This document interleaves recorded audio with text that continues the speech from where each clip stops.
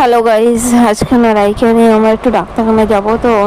কারণ ওর গায়ে না অ্যালার্জির মতো হচ্ছে, চুলকাচার ফুলে ফুলে যাচ্ছে, এর জন্য আমি ওকে রেডি করে নিলাম আর ডাক্তারখানায় যাবো, খুব টেনশনেই ছিলাম।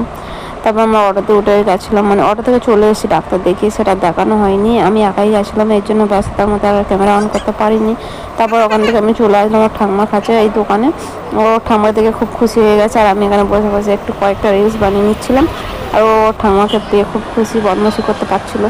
আর সামনেই মেন রাস্তা, তো ঠাম্মাকে বারবার করে ধরে নিয়ে আসছিলো।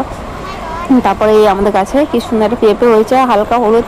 তো মা বললো এটা পেকে গেছে, এটা একটু তুলে নাও। তো আমি তুলে নিলাম, ঘরে এসে দেখি ওটা কাঁচা। তারপর আমাদের গাছে বেগুন হয়েছে, তো আমার সবজি খেতে খুব ভালো লাগে, খেতে যতটা না ভালো লাগে তার থেকে দেখতে খুব ভালো লাগে, আর তুলতে তো আরোই ভালো লাগে। তারপর এখানে একটা মন্দির আছে আমাদের দোকানের সামনে, তো ওই দাদুটার মন্দিরে আমরা গেছিলাম। আর মন্দিরটা না এত সুন্দর, কি বলবো, আমার মাম্মাম দোকানে গেলেই আগে জড়িয়ে, মানে এই নমস্কার করে নেয়, জড়িয়ে বলছি, এমনি শুয়ে পড়েই নমস্কার করে নেয় ষষ্ঠাঙ্গে। তারপর আমাদের এখানে পুকুরে জাল টানার ছিল, আর এখানে মাছ ধরা আছে, আমিও নেমেছিলাম, তো সেটা আর ভিডিও করা হয়নি কারণ ফোন আমি উপরে রেখে গেছিলাম।